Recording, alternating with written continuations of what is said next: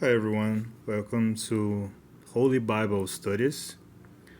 And today we'll break it down the first ever sentence of the Genesis, or also known as Bereshit, from Hebrew. So we'll try to understand it in English directly from the original in ancient Hebrew.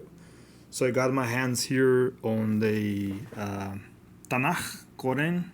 For those who don't know, Tanakh is known as the Bible, the Hebrew Bible, okay, for the Jews. And it's where the Old Testament come from. Most of the Old Testament come from. It can differ between different between different Christian beliefs, but overall it's the same books mostly. So let's break it down. Let's get down to it and into Genesis, the first sentence, which is in the beginning, usually translated as in the beginning, God created. So here we have the Torah.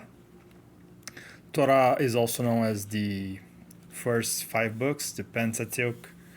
Here we have Bereshit, which is Genesis, and here Exodus, etc., etc. And yeah, let's get down to it. So we're here at Genesis, the first sentence. So here in Hebrew, it reads as Bereshit bara Elohim. So let's try to understand the first ever sentence. So these 3 words here are usually translated to English as in the beginning God created, or at the beginning God created. So let's look at the first word here, which is Bereshit. So here we have a Hebrew preposition be. This means usually at or in. So, and we have Reshit, which would be beginning. So this is almost as straightforward as it seems, but there's one thing to it. So usually we would translate as this in the beginning, because here we have, or at the beginning, because we have the be and then the Reshit. But there's a tricky thing here going on, because we don't have the undefined article, indefinite article in Hebrew, which is usually hat. You can see here, for example, hat shamain. So we don't have this ha here, as you can see here in my top of my finger. Ha, it's a hey with I think it is a patah. I have to look that up since yeah, it's a patah. So yeah,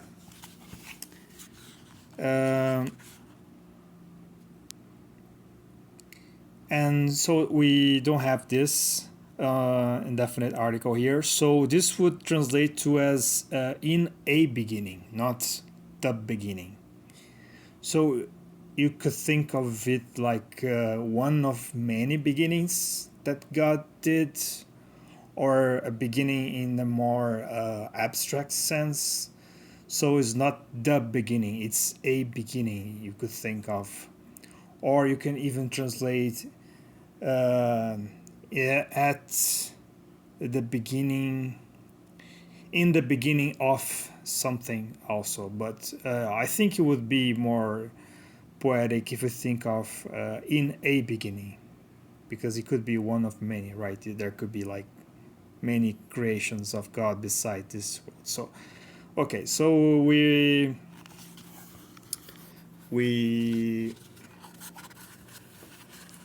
covered Bereshit. So let's get down to Bara, which is this one over. Wait a second. Is this one here? Okay, Bara. So bara is interesting. It's a verb. It means to create, and here it's in the first. Actually, sorry, it's in the third person of a singular masculine. So it would means that he created. It's also in the past tense here. He would be with English would be the past tense. So he created, but there's one catch to this verb. It's only used by God, so it's a creation that only God can do. We will only see bara being performed by God in the Bible, in the Tanakh, and it means not create as humans do, which we usually create things from other things and so on, but it's a creation from nothing, from the nothingness. There was nothing, and then God created something from nothing. That's what bara means. It's not is the create wouldn't be an accurate translation to bara, since it's only performed by God, right?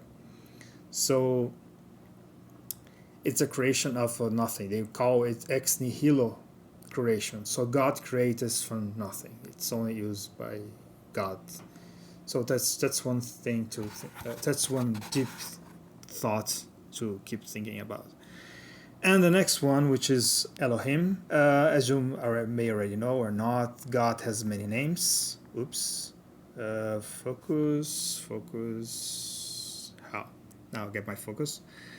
So God has many names. So this one over here, Elohim.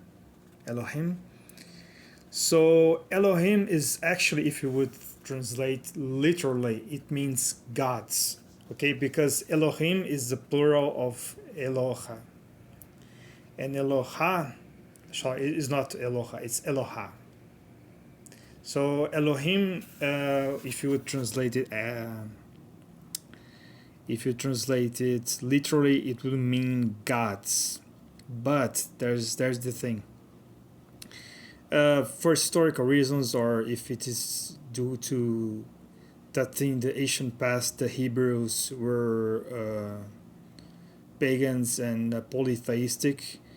We don't actually really know, but today the scholars usually refer to this as that is one way to refer to the multitude or multifaceted God. That God is like many things, but also one thing at the same time. So this is particularly referring to the multitude and multifaceted God, or the several aspects of God. So that's why in the plural. So, and you can already see that's because already other something going on here, because bara, it's, if as I mentioned earlier, it's in the first person. Sorry, it's a third person singular. So it's a singular verb, and the noun is in the plural. So a plural is something plural performing something in the singular. So there's is not the verb does not agrees with the noun, right? And as you can see in Hebrew, in ancient Hebrew, usually we have the verb before the noun, and last we have the object, which I won't get into in this video. We'll get into another video. Here we limit ourselves to the first sentence, which is in the beginning God created. So if we translate like literally to English, it would mean like in a beginning God's created, right?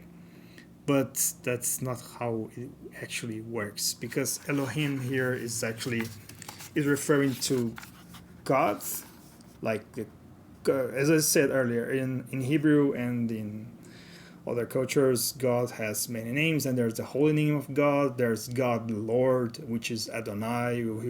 Frequently you will see Adonai and Elohim in the Hebrew Bible, and the holy name, which for religious reasons I won't pronounce here due to respect, but Here you can see that the first sentence ever carries so much meaning and depth than than it seems. Like you wouldn't think much of a sentence like, okay, in the beginning God created blah blah blah blah blah.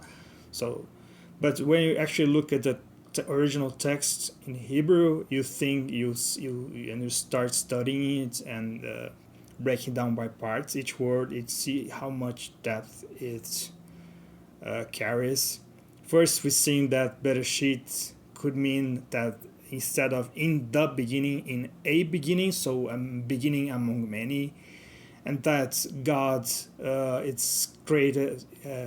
The create is not actually an accurate translation because God created from nothingness. Created literally from nothing is it's only being capable of, or only thing or being capable of doing that. And we can see here that God is multifaceted. That has like is in a plural, so it's a plural thing doing a thing in an active action in the singular. So yeah, let me hear your thoughts, remarks on this video. Sorry if I committed any errors during this video. Feel free to correct me if I make any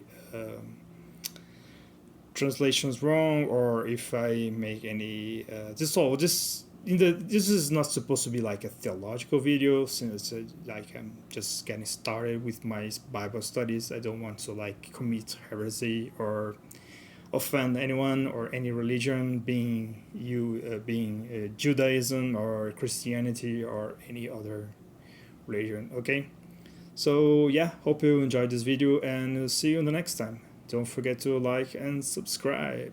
Bye.